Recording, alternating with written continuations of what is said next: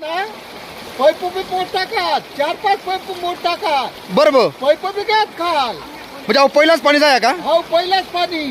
आणि अशा लोंडा बेकारवर आहे हा. ना अरे निश्चय का नाही ना ग तिचं खगायशन लई होणं अहो नाही हारण बारी सांगत पाणी चालते ना हो हरण बारीने ते जाय पण या वावरात बघता तू पाहिजे हाता घ्या ना बरोबर बरोबर आबा दिसीच राहणार ना ये पा ये पा हे पहा इकडे दाईन ना लाईनीच ना पाणीच पाणी ऊसच पलाला पाणी धरण सुद्धा फुट टाकी इथं त्यानं गावचा अवघड होईल